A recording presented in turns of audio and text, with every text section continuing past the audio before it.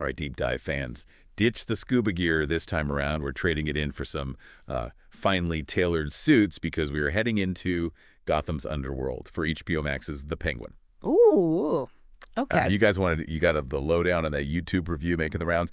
And honestly, the big question everyone's asking, can a villain-centric show really hold our attention? Right. It's a gamble for sure. Total gamble. So to figure that out, we got to start with the foundation of this whole world, Gotham itself. And what's so interesting right off the bat is how Gotham itself becomes this character in The Penguin. Oh, totally. It's not just like the brooding backdrop, the rain-soaked alleys we're used to. This Gotham is reeling. It's picking up the pieces literally after that devastating flood. And then there's the whole psychological scar of the Riddler's little reign of terror. Oh, yeah, good point. It's a city primed for someone like Oswald Cobblepot to seize control, don't you think? Absolutely.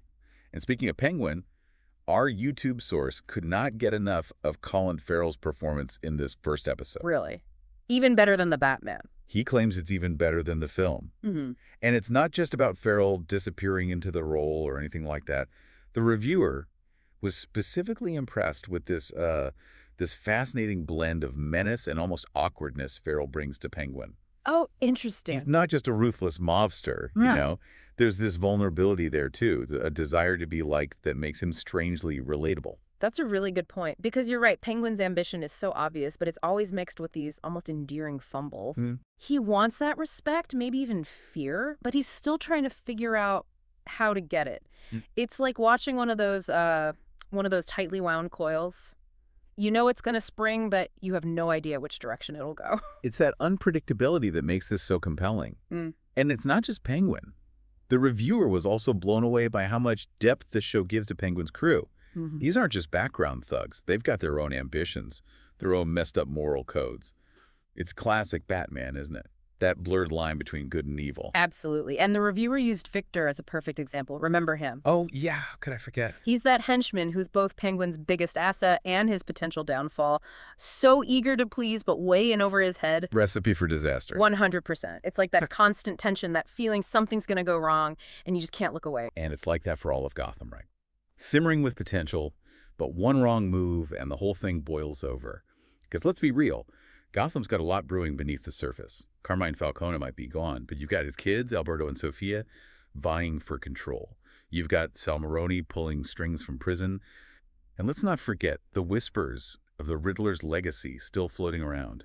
It's a powder keg, just waiting for a spark. And here's where the Penguin gets even more interesting than just a simple crime drama. The episode doesn't shy away from the scars left by the Riddler, Those cryptic messages, his whole vendetta against Gotham's elite, that sense of unease, of questioning authority, it's still there. It's woven into the very fabric of the city now, fueling all those power struggles you mentioned. It's wild how the Penguin takes that unease, that lingering trauma, and uses it to make Gotham feel so real and lived in. Totally. Like the city itself is mirroring Penguin's own journey, right? Oh, 100%. Both trying to rise from the ashes, reinvent themselves.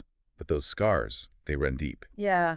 Speaking of which, did you notice how the show actually depicts Gotham in daylight more than we're used to? Oh, yeah, definitely. I think it's a really smart move by the showrunners. It creates this stark contrast to the shadows we usually associate with Batman, right? Exactly. It's like by shifting the perspective, literally bringing things into the light, the show exposes a different side of Gotham's underbelly. Oh, I see what you mean. We see the everyday struggles of the people, the shopkeepers just trying to get by, families trying to rebuild. It's a good reminder that Gotham isn't just a playground for Batman and his rogues gallery. For sure. There are actual people caught in the crossfire. Exactly. And the show never lets you forget that for a second. Our reviewer was beaking out about those little documentary-style details they wove into the narrative. Oh, yeah? Like what? He mentioned how there are newspapers scattered around in certain scenes with headlines about the flood and the aftermath of the Riddler's attacks. It's those subtle things that really immerse you in the world. For sure. And he mentioned a QR code. Wait, really? Yeah. He said you can actually scan it during one of the scenes, and it takes you to like a fictional news website covering the events in Gotham. Wow. They really went all out with the world building, huh? They did. And speaking of things you don't want to miss, the reviewer would not stop talking about Sofia Falcone's introduction. Oh, yeah. Fresh out of Arkham. Fresh out of Arkham. And he seems convinced we're going to get some juicy Arkham flashbacks, potentially even revealing interactions with some other iconic Batman villains. Ooh, that's a good call. Imagine if we get a glimpse of her crossing paths with someone like, oh, I don't know, the Joker in Arkham. Right, the possibilities are endless. Yeah. But even beyond those potential cameos, Sophia's introduction is just masterfully done. Oh, absolutely. She has this quiet menace to her, you know, this calculating intelligence that's honestly more intimidating than any brute force. 100%. The reviewer mentioned that scene where she's talking about forcing someone to strip naked as punishment. Oh, God, yeah. It was chilling, Yeah. and it really spoke volumes about the kind of power she wields. Especially because we know that punishment was inflicted on Penguin himself back in the day. Oh, right, in that flashback. It adds this whole other layer to their dynamic, right? Like, she's trying to make him feel as small and vulnerable as she did back then. Total power play. Yeah. But rooted in this deep-seated resentment, a thirst for vengeance. No, for sure. You can feel the weight of their father's legacies. It's Shakespearean almost. It really is. And like any good Shakespearean drama, the stakes are incredibly high. Not just for Sophia and Penguin, but for Gotham itself. Well, speaking of high stakes, the reviewer hinted at this potential alliance brewing between Sophia and Sal Maroni. Ooh, interesting. And let's be real, even from prison, Maroni's a force to be reckoned with. Oh, absolutely. But with Sophia's connections, her ruthlessness, they could become unstoppable. It's like that domino effect the reviewer mentioned, right? Exactly. Every alliance sends these ripples through Gotham's underworld. And sometimes those ripples create the most unexpected waves. So true. Like Victor, for example. He seems like a bumbling idiot now, but I wouldn't be surprised if he ends up playing a much bigger role in all of this. You think so? I do.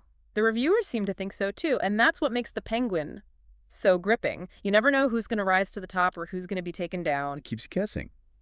And speaking of guessing, the reviewer dropped some really intriguing hints about this new drug operation Penguin's involved with. Oh yeah, what kind of drug are we talking? He didn't say much, but apparently it makes Scarecrow's fear toxin look like child's play. Oh wow. So we're talking next level chaos here. Next level. And makes you wonder, right? Will this new drug become Penguin's key to controlling Gotham? Or will it backfire spectacularly? It's like opening Pandora's box. Right. There's no telling what's going to come flying out. But you know what? That's what makes this deep dive so exhilarating. Yeah. With every layer we peel back, the stakes get higher, the characters get more complex, and the potential for both triumph and disaster is just amplified. And that's the beauty of the Penguin, isn't it? It takes familiar elements, a familiar setting, even and through incredible attention to detail, clever writing, those powerhouse performances, it creates something that feels both fresh and inevitable at the same time. It's kind of funny when you think about it. We started this whole deep dive wondering if a show about the Penguin could actually work, you know? Right. And now I'm over here thinking 8 episodes won't be enough. It really speaks to how much potential there is in the Batman world, right? Even a character who's usually kind of, well, sidelined can anchor a story this compelling. And it's not just any Penguin either. This is Oswald Cobblepot on the verge of becoming something much bigger. Oh, totally. And the show doesn't let you forget it either.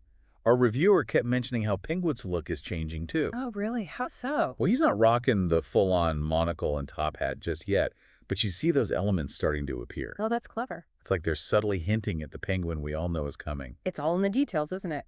The reviewer highlighted that shift in wardrobe, 2 subtle hints of purple in the suits, that ornate walking stick he's got. Which could double as a weapon. Let's be real. Right. He's crafting this image piece by piece, just like he's orchestrating his rise to power. It's like he's trying on different masks, both figuratively and literally, trying to figure out what fits his ambition. I like that. Yeah. And don't forget, all of this is happening in a Gotham that's still incredibly vulnerable. Oh, absolutely. Which leads to a pretty big question. Will Penguin be a force for order in all this chaos, or will he just make things worse?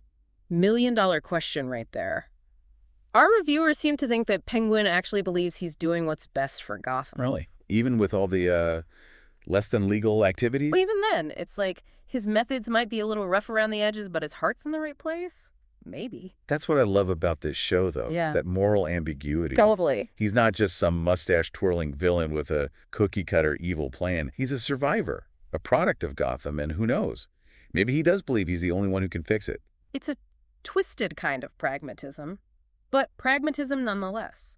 And it plays into that classic Batman theme again, the line between good and evil being totally blurred. Right. Batman and Penguin both shaped by Gotham's darkness, but they choose very different ways of dealing with it. Our reviewer even compared them. Oh, how so? He was saying how they're both driven by this need to control, to impose their will on Gotham. Oh, that's good. But Batman, he does it through fear and justice. Hmm. Penguin, cunning, brutality. Two sides of the same coin, for sure. For sure. And it makes you think about the whole legacy thing, too, right? Right, yeah, for sure. Penguin and Bruce Wayne, both haunted by their fathers in a way. Absolutely. But where Bruce wants to redeem his family name, Penguin wants something else entirely. What do you think he wants? Dominance, I think. He wants to be bigger than Falcone's shadow, bigger than just a joke. He wants to carve out his own path, even if he has to burn Gotham to the ground to do it. And as we wrap up this deep dive on the first episode of The Penguin, that's the question I think we should all be sitting with. Oh, for sure. Will he be consumed by the darkness, or can he somehow maybe accidentally be a force for good? Who knows? Only time will tell. And you know what that means, right? We've got a lot more Penguin to unpack in the coming weeks. We've only just scratched the surface here, but hopefully this deep dive has given you some things to think about as you watch Oswald Cobblepot navigate the criminal underworld. Keep your eyes peeled for those hidden details, folks, those little nods to the greater Batman mythos, because in The Penguin, nothing is as it seems. And you can trust us on that one. The payoff, it's going to be epic. Until next time, keep diving deep and in Gotham. Always keep your umbrella handy.